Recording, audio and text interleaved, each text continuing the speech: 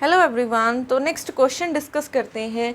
Question 47 है residue of F of Z at a simple pole is. तो simple pole के लिए तो हमारे पास अगर रेजिड्यू निकालना हो सिंपल पोल पे तो इसका तो डायरेक्ट फॉर्मूला होता है। वो फॉर्मूला कौन सा होता है? ये limit Z approaches to A Z minus A into F of Z.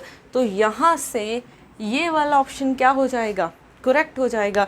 ये तो डायरेक्ट रिजल्ट ही था। ठीक है, अब नेक्स्ट क्वेश्चन पे आते हैं। Question number 48, for a pair of electrons the wave function psi r1 r2 will be. उन्होंने बोला है, पहले तो उन्होंने कहा है कि पेयर ऑफ टू इलेक्ट्रॉन्स, अगर दो पेयर्स हैं इलेक्ट्रॉन्स के, ठीक है, तो वो दोनों एक ही स्टेट में भी हो सकते हैं। ठीक है, वो दोनों ऐसे भी पड़े हो सकते हैं। तो अगर आप यहाँ पे देखोगे एक अप है एक डाउन है, तो एस की वैल्यू 1/2 माइनस 1/2, तो एस की वैल्यू 0 हो जाएगी। यहाँ पे इसकी स्पिन हाफ है, इसकी भी हाफ है, तो ये हो जाएगी 1। तो जो पेयर ऑफ पार्टिकल्स की अगर हम बात करते हैं, चाहे वो ऐसे पड़े हों चाहे वो ऐसे पड़े हों, दो ही पॉसिबिलिटीज़ है। तो या तो स्पिन 0 हो सकती है या फिर हाफ हो सकती है। मीन्स स्पिन क्या है? इंटीग्रल मल्टीपल है। ठीक है, स्पिन इंटीग्रल मल्टीपल है। अगर इंटीग्रल मल्टीपल है तो पार्टिकल क्या माना जाएगा? बोसोन ट्रीट किया जाएगा। तो बोसोन के लिए वेव फंक्शन सिमेट्रिक होता है। ठीक है, symmetric under the exchange of position of two electrons. तो यहाँ से ऑप्शन ए क्या हो जाएगा? करेक्ट हो जाएगा। ठीक है,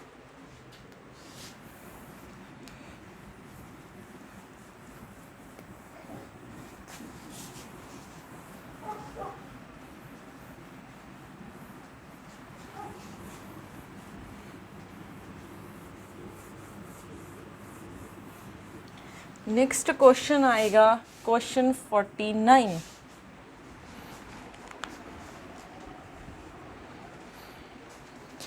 तो क्वेश्चन क्या है? इफ P एंड ये स्मॉल p है और ये कैपिटल P है, are old set, old and new momentum, ठीक है, respectively, then F small p and capital P into time represents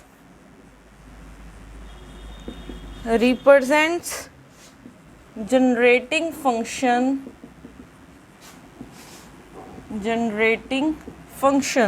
options given है F1, ऑप्शन B है F3, ऑप्शन सी है F2 और ऑप्शन डी है F4।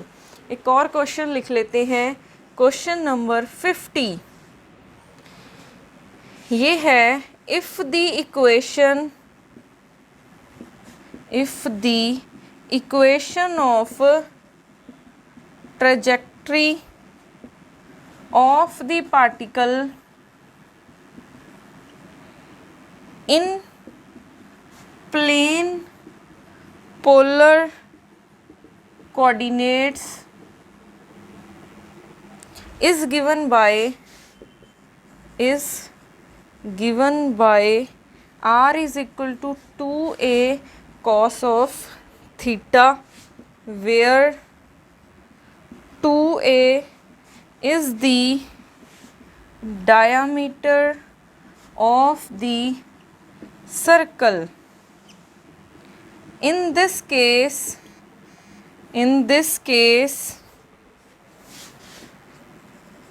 the force is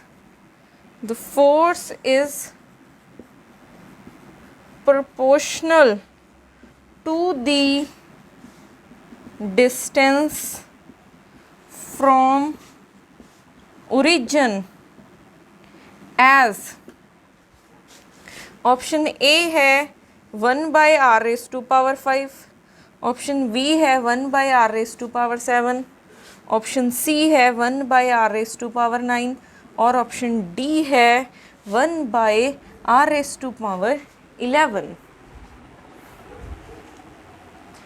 तो अगर हम यहाँ पे देखें P, capital P are old and new momentum, तो उन्होंने पूछा है generating function first generating function होगा, थर्ड होगा, सेकंड होगा या फिर फोर्थ। तो इसके लिए हमने मेथड लर्न किया हुआ था, ठीक है। हम अगर याद करें फर्स्ट जनरेटिंग फंक्शन कौन सा था, स्मॉल q का कैपिटल Q के साथ, ठीक है।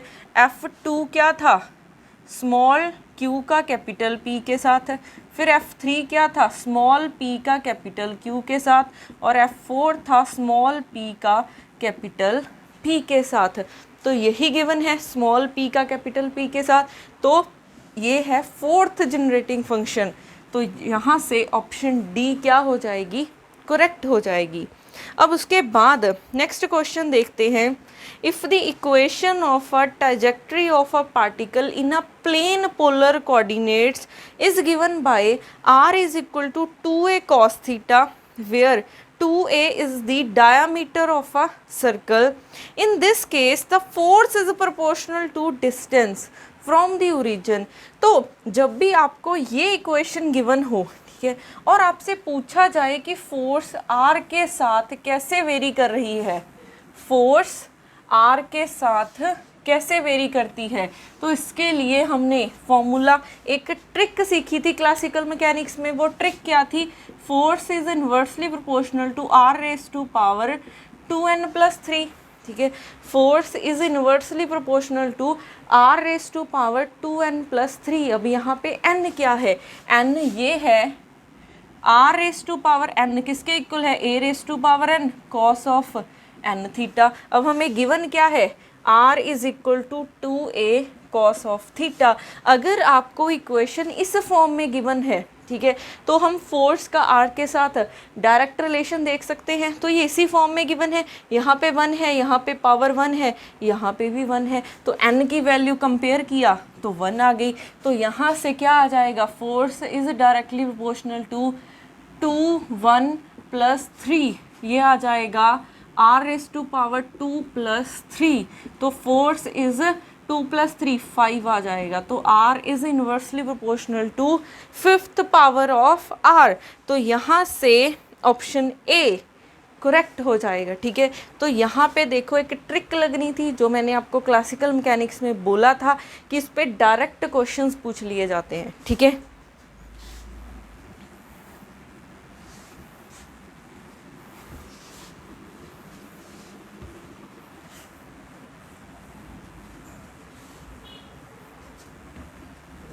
नेक्स्ट क्वेश्चन होगा question number 51।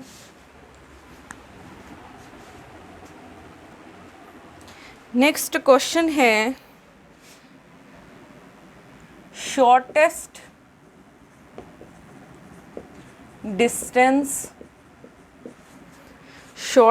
Distance between the 2 points in a plane is a question. Option A है साइक्लॉइड, ऑप्शन बी है पैराबोला, ऑप्शन सी है सर्कल, और ऑप्शन डी है straight line.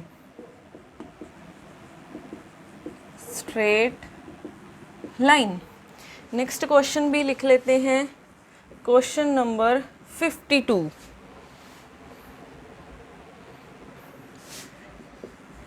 The ideal operational amplifier has the following characteristics.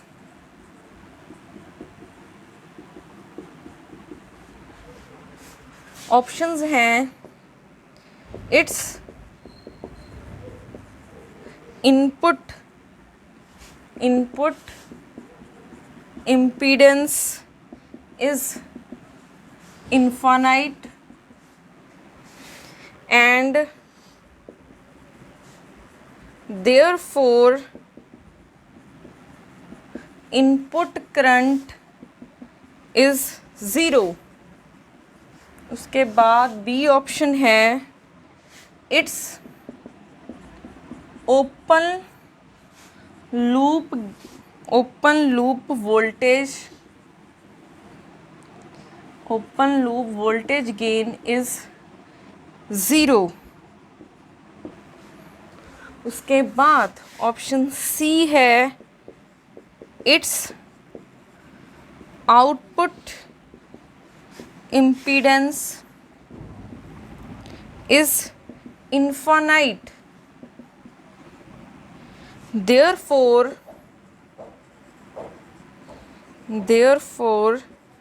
output voltage is independent of the load। D option है it's CMRR value is generally less than 1।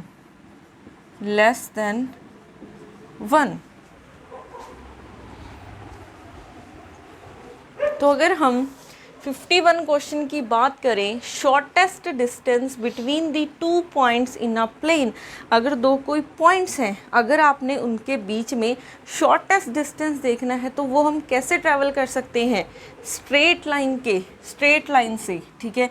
तो यहाँ से option D क्या हो जाएगा, correct हो जाएगा, ठीक है। उसके बाद नेक्स्ट 52 क्वेश्चन है, the ideal op amp has the following characteristics, its input impedance is infinite, therefore input current is 0, ठीक है। its open loop voltage gain is 0। उसके बाद its output impedance is infinite, therefore output voltage is independent of load। उसके बाद its CMRR value is generally less than 1, ठीक है। तो अगर हम यहाँ पे बात करें, आइडियल ओप एम्प की बात हो रही है, तो आइडियल ओप एम्प की हम कुछ वैल्यूज़ देख लेते हैं कि क्या होता है। आइडियल ओप एम्प के लिए हमारे पास क्या होता है, फर्स्ट इनपुट इम्पीडेंस लार्ज होती है, इनफाइनाइट होती है, और आउटपुट इम्पीडेंस क्या होती है, 0 होती है, वेरी स्मॉल बोल सकते हो। उसके बाद जो ओपन लूप वोल्टेज गेन होगा, ओपन लूप वोल्टेज गेन होगा, वो इनफाइनाइट होता है, ठीक है। इसकी CMRR की वैल्यू इनफाइनाइट होती है और बैंडविड्थ भी इनफाइनाइट होती है। तो ये कुछ आइडियल ओप एम्प की करेक्टरिस्टिक्स होती हैं। तो अगर हम ऑप्शंस चेक करें 1 by 1, it's open loop voltage gain is 0, but ideal का तो इनफाइनाइट होता है, तो ये option incorrect. CMRR value is generally less than 1, but इसकी तो इनफाइनाइट होती है, तो ये भी वैल्यू इनकरेक्ट हो जाएगी।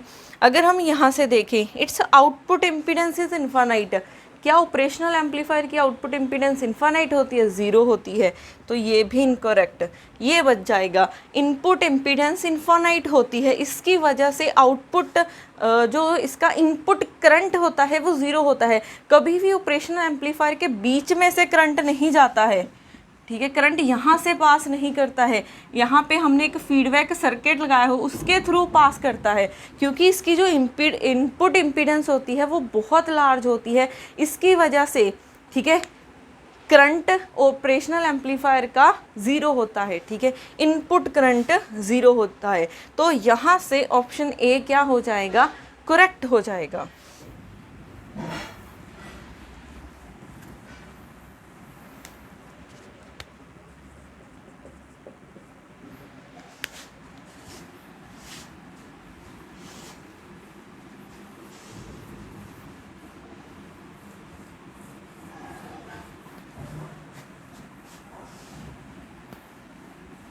नेक्स्ट क्वेश्चन लिखते हैं,